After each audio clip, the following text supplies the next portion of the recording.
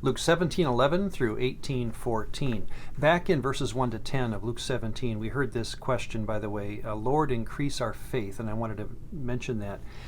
And it may sound redundant, but I see Jesus answering in verses 9 and 10 of 17 in Luke that the way to increase faith is to work on your faithfulness. I think it's a very simple idea. We are unprofitable servants. Jesus is giving a parable.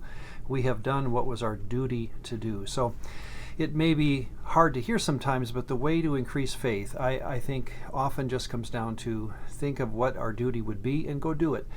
C.S. Lewis says this in Mere Christianity. Every time you make a choice, you are turning the central part of you, the part of your choices, or the part of you that chooses, into something a little different from what it was before. And taking your life as a whole, all your life you are slowly turning this central thing either into a heavenly creature or into a hellish creature, either into a creature that is in harmony with God and with other creatures and with yourself, or else into one that is in a state of war and hatred with God and with its fellow creatures, even with yourself. Each of us at each moment is progressing to the one state or the other. We'll talk about Paul's view of spiritual growth, of course, when we get into the New Testament letters, and I think it accords with that idea. But in today's story, we have two individuals who are considered lost in Jesus' previous description, and we're going to wonder what happens to them, one a parable and one a story.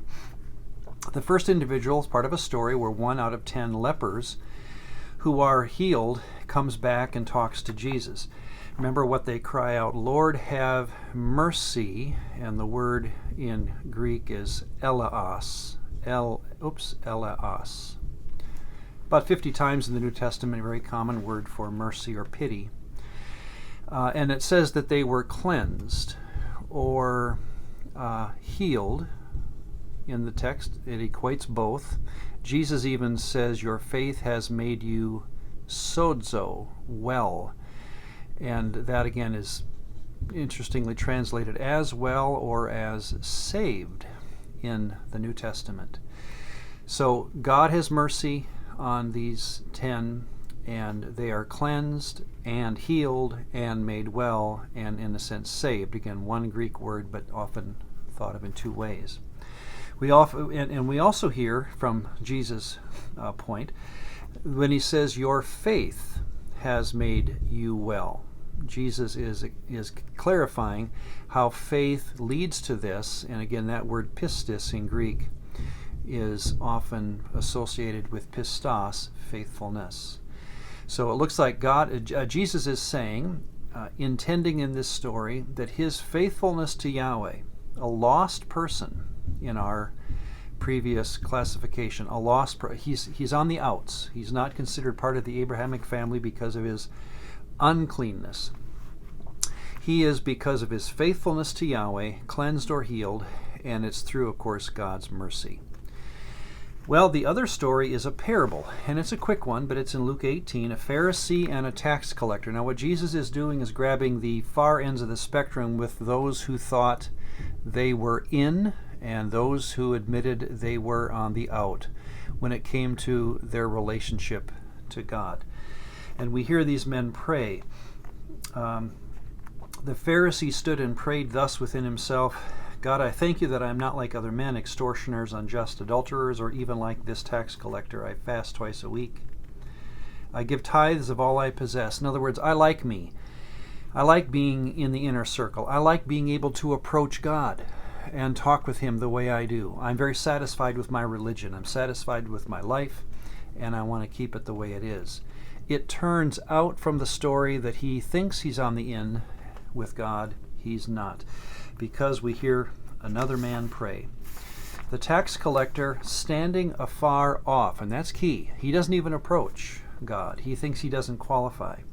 Would not so much as lift his eyes to heaven, but he beat his breast, saying, and we'll talk about the words in a moment, but he's saying just the opposite of the Pharisee, I don't like me. I'm not satisfied with where I am, and frankly, I think I'm not even close to what God, you God, want me to be. And yet Jesus fills in the words to show us that this man, as opposed to this man, is actually like this man. But notice how the words are different. He says God. It implies in the story that he's actually loyal to Yahweh. That's part of the presumption of how it works. Lord or God, and notice what he asks for. All versions, almost all translations of our Bibles have the word mercy. It's not the word mercy, it's the word atonement. It's hilaskamai. Hilaskamai. And it's only 5 times in the New Testament. The other 4 times, Hebrews 2:17, 1 John 2:2, and 1 John 4:10. I'm sorry, that's 3 times. So it's a total of 4 times in the New Testament. The other 3 times it's translated as atone or atonement. So again, it's kind of tricky to me why our versions do not translate what's right there in front of us, and they usually go with mercy, right? Look at your version. God have mercy on me, a sinner. And then Jesus says, this man went away righteous or justified. We often wonder, why does Jesus not mention the word atonement in his 4 Gospels? It's not on his lips anywhere that we know of. Well, it is. It's hiding. It's hiding in a Greek word that our versions just want to skip. Jesus does mention atonement, but notice it's not... the idea of atonement in Jesus' mind, when he uses the Greek word that is translated as atonement, he has no sense of payment in it. In fact, it's something you can ask for before Jesus even dies in the story. You can ask for atonement because it's mercy-based. And so what I'd recommend is going on here, and here's where, as we continue through our New Testament, you'll hear my burden here come out numerous times, that we often theologize heavy words in the New Testament, and we come up with a theology of justification or righteousness or a doctrine of being saved, when really the story of Scripture is extremely, and I mean extremely, simple. It's again and again so simple that we overcomplicate things when we try to say, well, atonement means this or righteousness means this. In the version of the story that Jesus is giving, and I believe will be repeated by Paul and other New Testament writers, as we are loyal to Yahweh, he has mercy on us, he's gracious to us, he has pity on us as sinners, people who think we're out of God's fellowship, and he solves us, he makes us right, he saves us, he makes us righteous. These are not theological terms. We turned them into theological terms. To Jesus, they were practical parts of a great story where 2 people in our reading today, one through no choice of his own, and another through many choices, or through a choice to become a tax collector, thought they were lost, but actually through their faith, they were found.